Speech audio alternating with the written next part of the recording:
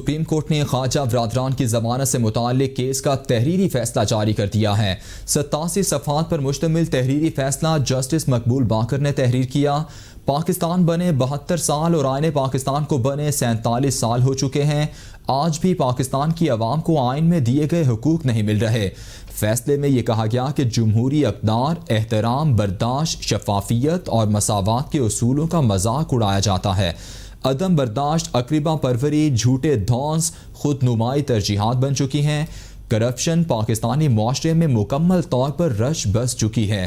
انا پرستی اور خود کو ٹھیک کہنا معاشرے میں جڑ پکڑ چکا ہے۔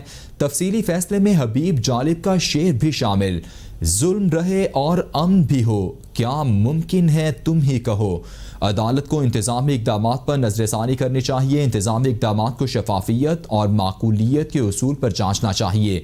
فیصلے میں یہ کہا گیا کہ سپریم کورٹ نے پیراگون سٹی میں نیب کی مداخلت پر سوالات اٹھا دیے ہیں۔ واضح نہیں کہ نیب نے اس کیس میں کارروائی کیوں شروع کی ہے۔ نیب کو پلاٹس کی عدم حوالگی کی شکایت ملی یا تفتیش میں کچھ سامنے آیا۔ نیب ریفرنس اور تفتیشی رپورٹ میں تضادات ہیں۔ سپریم کورٹ کی جانب سے فیصلے میں یہ کہا گیا، نیب خواجہ برادران کا پیراگون سٹی پر کنٹرول ثابت کرنے میں ناکام رہا۔ عوام کو آئین میں دیے گئے بنیادی حقوق سے ہمیشہ محروم رکھا گیا۔ آئین کی حکمرانی کی ہر کوشش کو بھرپور انداز میں دبایا گیا۔ ماضی میں بدقسمتی سے بار بار غیر آئینی مداخلت کی گئی۔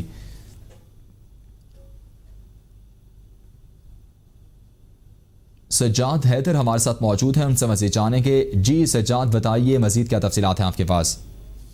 جی بالکل، آج سپریم کورٹ نے خواجہ برادران کی ضمانت سے متعلق کیس کا تفصیلی فیصلہ جاری کر دیا ہے۔ آج جو فیصلہ جاری کیا گیا ہے وہ 87 صفحات پر مشتمل ہے، اور یہ جو فیصلہ ہے وہ جسٹس مقبول باقر نے تحریر کیا ہے۔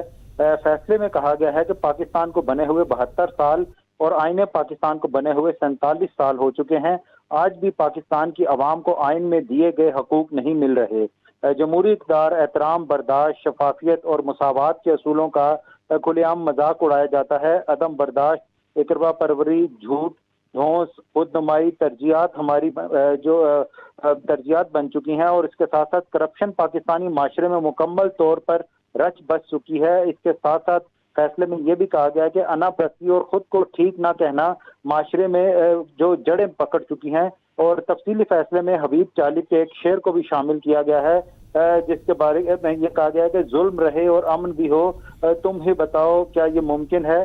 اس کے ساتھ ساتھ انتظامی اقدامات کو شفافیت اور ذو معقولیت کے اصول پر جانا چاہیے، ایسا کہنا ہے فیصلے میں۔ اور ساتھ ساتھ سپریم کورٹ نے پیراگون کے حوالے سے یہ کہا ہے کہ پیراگون سٹی میں نیب کی مداخلت پر سوالات ہیں ہمارے سامنے۔ واضح نہیں ہے کہ نیب نے اس کیس میں کارروائی کیوں شروع کی۔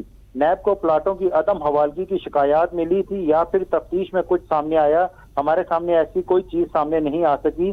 نیب ریفرنس اور تفتیشی رپورٹ میں کافی جگہ پہ ہمیں تضادات بھی نظر آئے ہیں، اور اس کے ساتھ ساتھ نیب خواجہ برادران کا پیراگون سٹی پر کنٹرول ثابت کرنے میں بھی ناکام رہا۔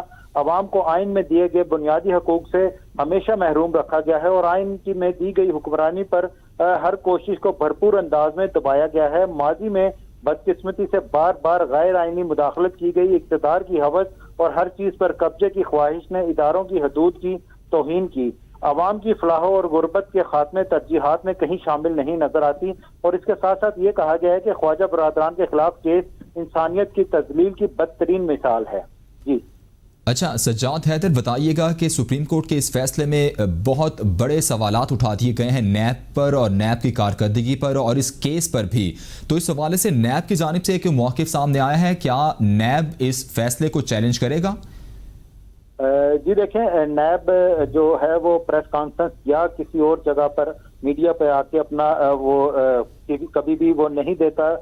وہ اگر اس فیصلے کے اوپر اپنی جانب سے کوئی عدالت کی کارروائی کے اوپر کسی نہ کسی قسم کی کوئی درخواست ضرور دے سکتے ہیں، لیکن کبھی بھی جو ادارے ہوتے ہیں وہ ایک دوسرے کے خلاف میڈیا میں آ کر اپنا بیان بازی نہیں کرتے۔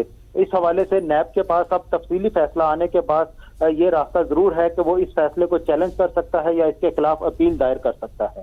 جی ٹھیک ہے، بہت شکریہ سجاد حیدر، آپ نے اپڈیٹ کیا۔